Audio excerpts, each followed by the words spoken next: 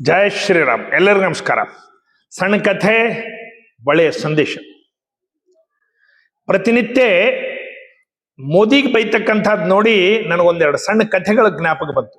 ಮೋದಿ ತೆರಿ ಕಬ್ರು ಕುದೇಗಿ, ಮೋದಿ ನಿನಗ ಹಾಗ, ಮೋದಿಯಲ್ಲಿ ಆಗ ಈಗ ಏನು ಶಬ್ದಗಳನ್ನ ಮಾತಾಡ್ತಕ್ಕಂಥವ್ರು ನೋಡಿ ಮಾಮೂಲಿ ಜಿಲ್ಲಾ ಪರಿಷತ್ ಮೆಂಬರ್ಗಳು ಸತೆ, ಗ್ರಾಮ ಪಂಚಾಯತಿ ಸರ್ಪಂಚು, ಯಾವುದೋ ಕರ್ನಾಟಕದ ಮಿನಿಸ್ಟರು, ಆಂಧ್ರ ತೆಲಂಗಾಣದ ಮಿನಿಸ್ಟರ್ಗಳು, ಇವರಿಗೆ ಜಗತ್ತಿನ ಆಸ್ಮಾನ್ ಸೂರ್ಯ ಚಂದ್ರಕ್ಕಿಂತ ಮನುಷ್ಯಗ ಬ್ಯಾಟ್ರಿಗೆ ಎಷ್ಟು ಡಿಫರೆನ್ಸ್ ಇರ್ತೋ ಅಷ್ಟು ಡಿಫರೆನ್ಸ್ ಇದ್ದವ್ರು ಸಹಿತ ಮಾತಾಡೋದು.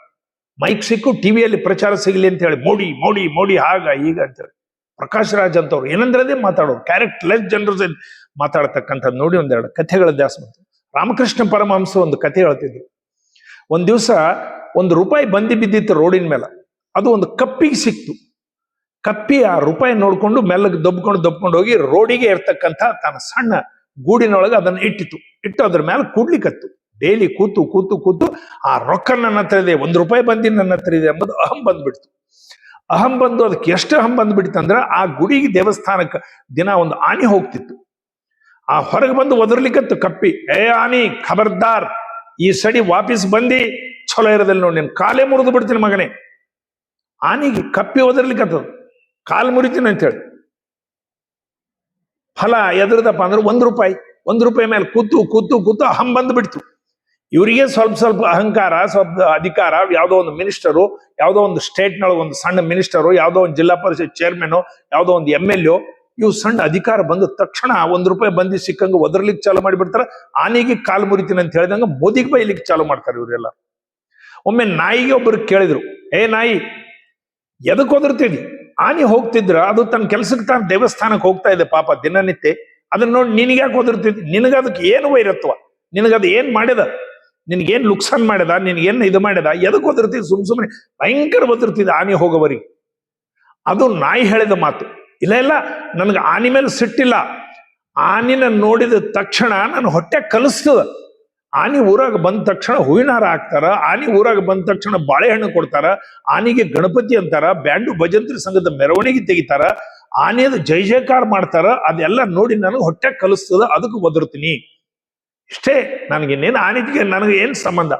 ಇದೇ ರೀತಿ ನಮ್ಮ ದೇಶದಲ್ಲಿ ಅನೇಕ ಜನರು ಮೋದಿ ತೆರಿ ಖಬ್ರು ಕುದೇಗಿ, ಮೋರಿನ ಕೊಲ್ಲಮು, ಮೋದಿ ಸಾಯ್ಲಿ, ಮೋದಿ ಇದಾಗಲಿ, ಮೋದಿ ಸರ್ವನಾಶ ಆಗಲಿ, ಮೋದಿ ಸಾಯವರಿಗೆ ನಾನು ಸಾಯೋದಿಲ್ಲ, ಮೋದಿದು ಸೋಲು ನೋಡಿ ಮೋದಿದು ಸರ್ವನಾಶ ಆಗೋವರೆಗೆ ನಾನು ಜೀವಂತ ಇರ್ತೀನಿ. 89 ವರ್ಷದ ಮುದುಕರು ಸಹಿತ, ಸಾವು ಸನೀಪ್ ಬಂದವರು ಸಹಿತ ಒಳ್ಳೆ ಆಲೋಚನೆ ತಲೆಯಲ್ಲಿಲ್ಲ. ಮೋದಿ ವಿಪರೀತ ಬೈಯೋದು. ರಾಜಕೀಯವಾಗಿ ಬಿಜೆಪಿಗೆ ವಿರೋಧ ಮಾಡ್ರಿ, ಪಾರ್ಟಿಗೆ ವಿರೋಧ ಮಾಡ್ರಿ, ಡೆಮೋಕ್ರಸಿ ಅಧಿಕಾರ ಕೊಟ್ಟದ.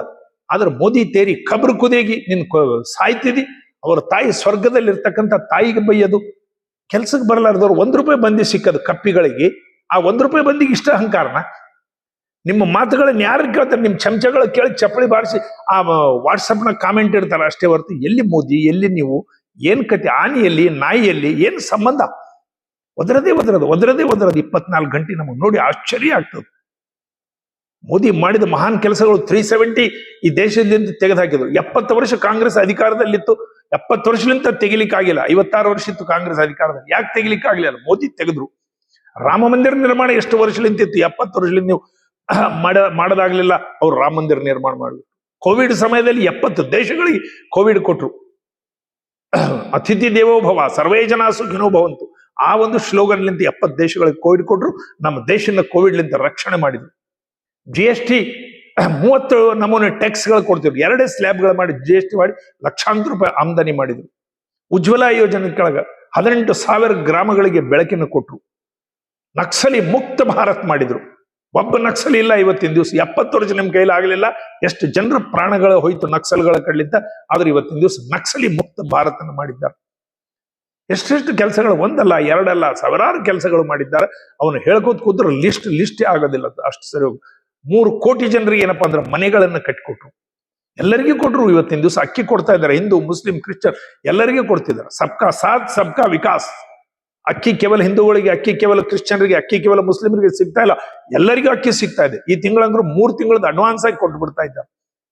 ಎಲ್ಲಾ ಕಡೆ ಗಾಜಿಯಾ ಒಳಗೆ ಇದಾದ್ರೆ ಪೆಟ್ರೋಲ್ ರೇಟ್, ನಮ್ಮ ದೇಶದಲ್ಲಿ ಇದುವರೆಗೆ ಪೆಟ್ರೋಲ್ ರೇಟ್ ಏರಿಲ್ಲ. ಎಲ್ಲರಿಗೆ ಗ್ಯಾಸ್ ಸಿಗ್ಲಿಕ್ಕತ್ತದ. ಯುದ್ಧ ನಡೆದದ, ಅಲ್ಲಿಂದ ಯಾವ ಹಡಗುಗಳು ಬಿಡ್ತಾ ಇಲ್ಲ, ಅವರ ಜಗಳದಲ್ಲಿ ನಾವು ತಲೆ ತೂರ್ಸಂಗಿಲ್ಲ. ಎಷ್ಟು ಸಂಯಮದಿಂದ, ಎಷ್ಟು ಇದರಲ್ಲಿಂದ ನಮ್ಮ ಮೋದಿ ಕೆಲಸ ಮಾಡ್ತಾ ಇದ್ದಾನ. ಈ ಮೂರ್ಖರು ಗ್ಯಾಸ್ ಸಿಲಿಂಡರ್ ತಗೊಂಡು, ಯುದ್ಧ ಆದ ಮರುದಿವಸ ಗ್ಯಾಸ್ ಸಿಲಿಂಡರ್ ತಗೊಂಡು ರೋಡಿಗೆ ಬಂದು ಕೂತ್ ಬಿಟ್ಟಾರ. ಗ್ಯಾಸ್ ಇಲ್ಲ, ಗ್ಯಾಸ್ ಇಲ್ಲ. ನಿಮ್ ಕಾಲಕ್ಕೆ ಎಷ್ಟು ಸಲ ಆಗಿಲ್ಲ, ಕಾಂಗ್ರೆಸ್ ಕಾಲಕ್ಕೆ ಎಷ್ಟು ಸಲ ಪೆಟ್ರೋಲ್ ಧಾರಣೆ ಇರಿಲ್ಲ. 11 ರೂಪಾಯಿ ಪೆಟ್ರೋಲ್ ಇದ್ದಿದ್ದು 110 ರೂಪಾಯಿ ತನ ಪೆಟ್ರೋಲ್ ತಂದಿರಿ. ಈಗ ಮತ್ತೆ ನಾಚಿಕೆ ಇಲ್ಲದೆ ಮತ್ತೆ ಧರ್ಮಗಳು ಮಾಡೋದು, ಇದು ಮಾಡೋದು. ಮೋದಿ ತೇರಿ ಖಬ್ರು ಕೊದಿಗಿ ಏನ್ ಮೋದಿ ಮೋದಿ ಮೋದಿ ಬೈತಕ್ಕಂಥದ್ದು. ನಿಮ್ಮ ಸ್ವಲ್ಪ 70 ವರ್ಷದ ಇದರಲ್ಲಿ ನೋಡ್ರಿ, 4ನೇ ಅರ್ಥವ್ಯವಸ್ಥೆ ಜಗತ್ತಿನಲ್ಲಿ ಆಯ್ತು. ಜಗತ್ತಿನ 72 ದೇಶಗಳು ಸರ್ವೋಚ್ಚ ಅವಾರ್ಡ್, ಆ ದೇಶದ ಸರ್ವೋಚ್ಚ ಉನ್ನತ ಮರ್ಯಾದೆಯನ್ನು ಮಾಡಿ ಅವ್ರಿಗೆ ಇದು ಮಾಡಿದ್ರು. ಮುಸ್ಲಿಂ ದೇಶದ ಒಬ್ಬ ರಾಜು ಮೋದಿಯ ಕಾಲಿಗೆ ನಮಸ್ಕಾರ ಮಾಡಿದ. ಎಲ್ಲಿ ಮಹಾನುಭಾವರು 8937 ದಿವಸಗಳ ನಿರಂತರ ಅಧಿಕಾರದಲ್ಲಿದ್ದು ಜಗತ್ತಿನ ರೆಕಾರ್ಡ್. ಜಗತ್ತಿನಲ್ಲೇ ವಾಟ್ಸಪ್ ಫೇಸ್ಬುಕ್ಗಳಲ್ಲಿ ಮೋದಿಗೆ ಲೈಕ್ ಮಾಡೋರು ಸಂಖ್ಯೆ ಜಗತ್ತಿನಲ್ಲಿ ನಂಬರ್ 1. ಜಗತ್ತಿನ ದೇಶಗಳೆಲ್ಲ ಮೋದಿ ಖೂನ ಹಿಡಿತಾರ, ಮೋದಿ ಬಗ್ಗೆ ಅವರಷ್ಟು ಜಯ ಜಯಕಾರ ಮಾಡ್ತಾರೆ. ಒಂದು 100 ಕೋಟಿ ರೂಪಾಯಿ ಬಂದಂತ ತನಗ ಬಹುಮತಿಗಳನ್ನು ಎಲ್ಲ ನಮಾಮಿ ಗಂಗೆಗೆ 4th ಕ್ಲಾಸ್ ಕೆಲಸ ಮಾಡ್ತಕ್ಕಂಥ ಲೇಬರ್ಗಳ ಮಕ್ಕಳ ಎಜುಕೇಶನ್ಗೆ ಕೊಟ್ಬಿಟ್ಟ, ದಾನ ಮಾಡಿಬಿಟ್ಟ. ಒಂದೇ ಒಂದು ಪ್ಲಾಟ್ ಉಳಿದಿತ್ತು ಅಹಮದಾಬಾದ್ ನಲ್ಲಿ, ಅದು ಯಾವುದೋ ಆಶ್ರಮ ಕೇಳಿದ್ರೆ ಮೊನ್ನೆ ಆ ಪ್ಲಾಟ್ ಅನ್ನು ಸಹಿತ ಕೊಟ್ಬಿಟ್ಟ. ಎಂತ ಮಹಾನ್ ದಾನಿ, ಎಷ್ಟು ಕೆಲಸ ಮಾಡ್ತಾನ. ಅವ್ರು ಅಣ್ಣ ತಮ್ಮಂದ್ರು ಪೆಟ್ರೋಲ್ ಬಂಕ್ನಲ್ಲಿ ಕೆಲಸ ಮಾಡ್ತಾರೆ, ಇವತ್ತಿಗೂ ದಿಲ್ಲಿಗೆ ಬಂದಿಲ್ಲ. ಆ ಮಹಾನ್ ಭಾವನ ಬಗ್ಗೆ ಬಾಯಿ ಹೇಗೆ ಬರ್ತದೋ ನನಗೆ ಗೊತ್ತಿಲ್ಲ. ದೇವರು ನಿಮ್ಗೆ ಯಾವ ರೀತಿ ಆಲೋಚನೆ ಕೊಟ್ಟಿದ್ದಾನೋ ಗೊತ್ತಿಲ್ಲ.